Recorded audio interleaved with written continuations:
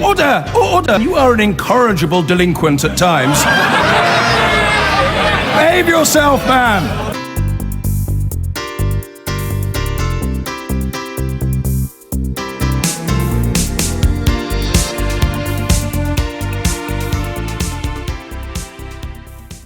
The Home Secretary, Theresa May, took a hard line on immigration when she addressed the Conservative conference this morning.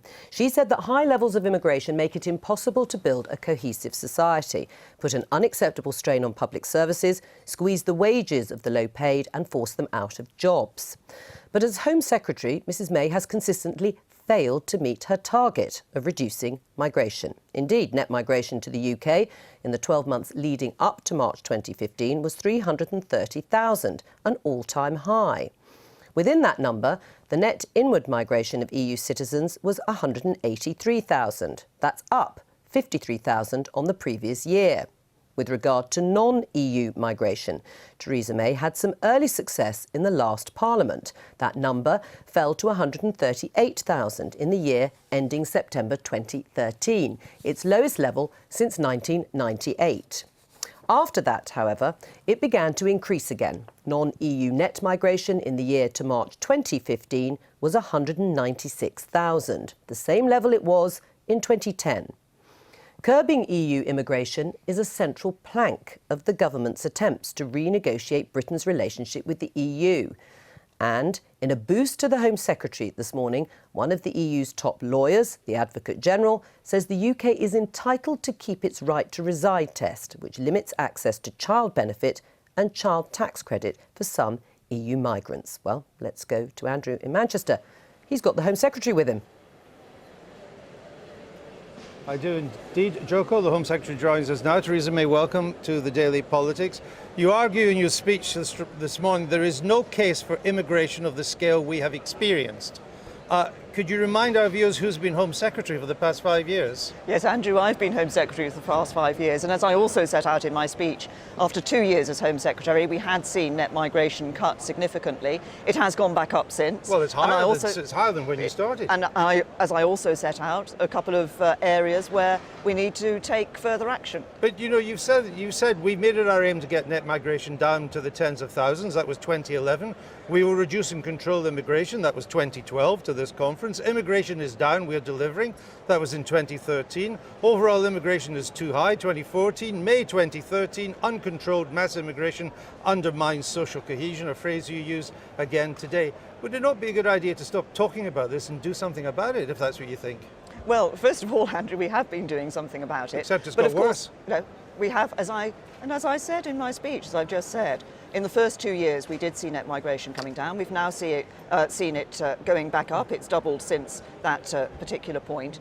But what I've learned over the years as Home Secretary is that in the immigration arena, you can't just take one set of actions and then stand back and expect that that's going to completely resolve the problem. You constantly have to be looking at what we can do. That's why we will bring in a new immigration bill. We will be able to make some of the decisions that we weren't able to make under a coalition government. People watching this will think you're all mouth and no trouser suit.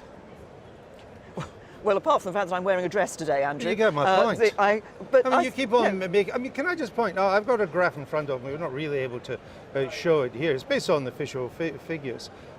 Even that part of migration which you can control, which is non-EU, that's risen. Yes. And I set out... Why have you allowed that to happen? I set out one of the areas where we need to take greater enforcement action, and that's in the overstayers on student visas. We're very clear we want to encourage more students to come to the United Kingdom. We want to see people taking advantage of a UK education, but we also want to ensure that those who are staying on after their visa has finished, when they shouldn't be, are returned home. So these are areas where we need to ensure that we're taking further action beyond the action we've already taken. If foreign students graduate from good universities in this country, well educated, highly qualified, why wouldn't you let them stay if they want to? Well, if they get a graduate job, they can stay. But there are those who deliberately overstay their visas. And in fact, in some cases, as we've seen... Don't we need more graduates? As we've seen in the 900 colleges that we've closed, we saw students being brought to the UK. Universities. Well, you said good universities, but of course as we look at the whole question of students, it's not just the good universities, it's actually a whole range of universities and private colleges. And what we've seen is significant abuse in the system. Can we just underline, before I go on something else, that after 5 years of the kind of rhetoric we heard again today, net migration is now at its highest level ever? And I've been clear that net migration has gone up in the last few years, and I'm explaining some of the reasons why it's gone up. But it isn't a case that we've taken no action whatsoever. We have had an impact in some areas of the immigration system. We need to continue looking at what more we need to do. So our commitment to continue to work on this is still there, and I think that's what matters to people. When will we see results? Well, we saw results over the start of the last government. Which have been reversed. Which have been reversed. We now need to put through the extra legislation, which we will be bringing into Parliament, and ensuring that we're taking that extra enforcement action. You said, in what was really quite an anti-immigration speech, you said that the net economic and fiscal effect is close to zero, and for people in low-paid jobs, wages are forced down further, while some people are forced out of work altogether. That's not the conclusion of your own Home Office report in 2014.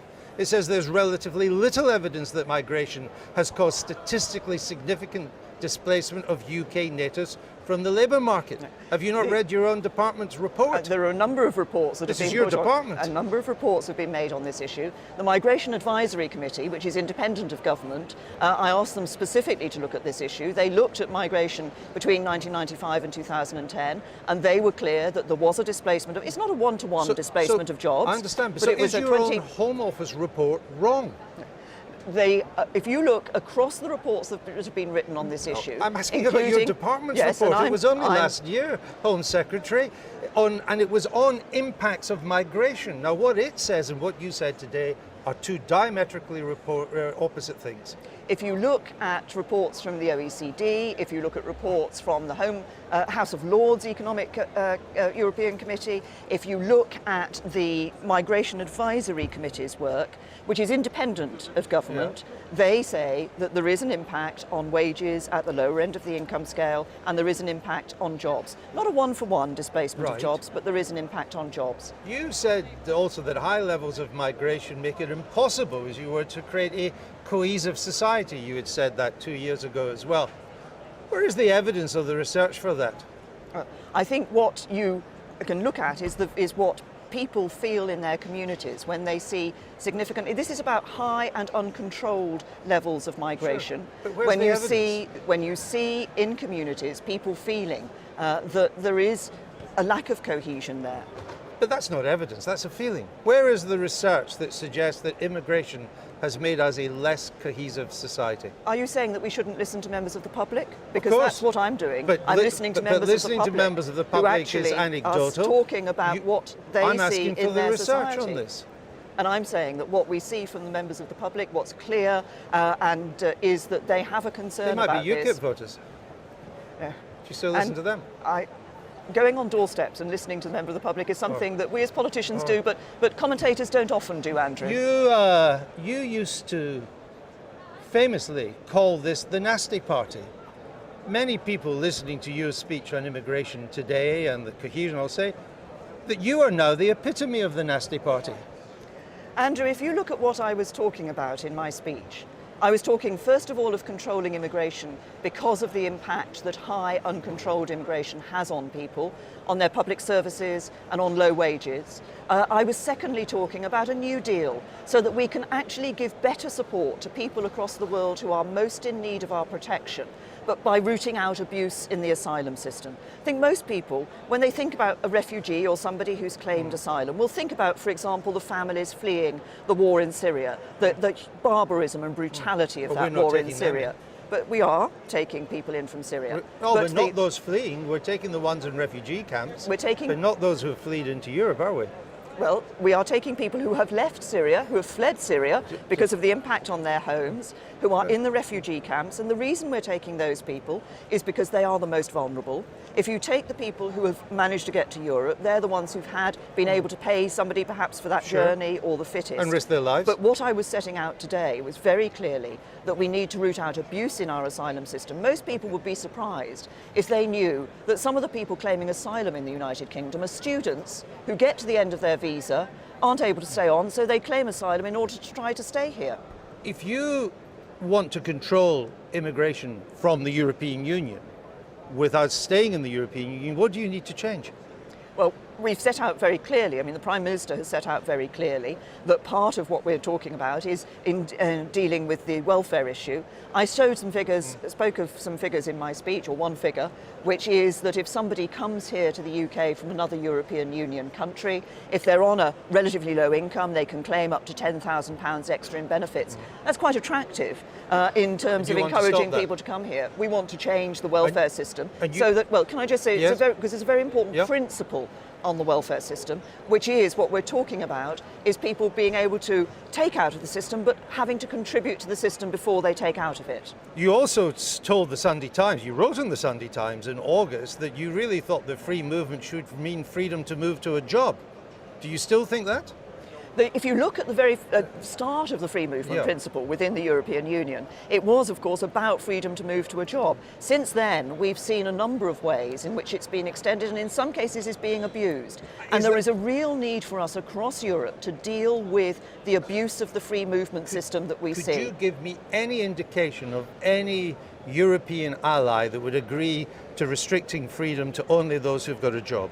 Anybody? People are very clear that we need to ensure that free movement across Europe is not about movement for benefits. Does Mrs. Merkel agree with that? It's not about movement for benefits, it's about movement... Does Mrs. Merkel agree with that? It's not about movement for benefits, it's about President movement for work. Hollande agree with that? And I can assure you that I have seen over recent years, talking to my opposite numbers in other member states, a growing concern about the abuse of free movement that people see. Does Prime Minister Renzi of Italy agree with that? People are seeing a growing abuse of free movement that we need to work with. None of them agree with that, do they, Home Secretary? They don't agree with you. You may be right, you may be wrong, but none of them agree with you. We are negotiating, as you know, our relationship with the European Union. One of the issues we're looking at within that is this question of access to welfare, which at the moment provides an attraction for people to come to the European Union, and that's why it's absolutely right that we want to operate on the principle that if you are going to take out of the system, you should contribute to the system first. If you don't get this in the renegotiation, would you consider joining the outs? I'm confident that we're going to be able to negotiate a good package with the European Union. Okay, but if you don't get this, would you consider out? I'm confident that we're going to be able to negotiate a good package, and this area is one of those aspects that we're discussing with the European Union. You will have spoken to many delegates to this conference who will have told you that they have to run the gauntlet to get in here of people who peeled away from the major demonstration, not necessarily associated in any way with the Labour Party or with the TUC, and who have threatened and intimidated delegates here and journalists as well. Why has the 1986 Public Order Act not been invoked? Section 4 about threatening or abusive words or behaviour. Well, that's not a decision for me or anybody who's attending the conference. That's a decision that is taken by the police. They are operationally independent. I understand and it is that. entirely up to them. But what's your view? Well, it's entirely up to the police. I've heard stories from delegates coming in. I've also heard somebody was telling me last night of an incident where they did see somebody being arrested.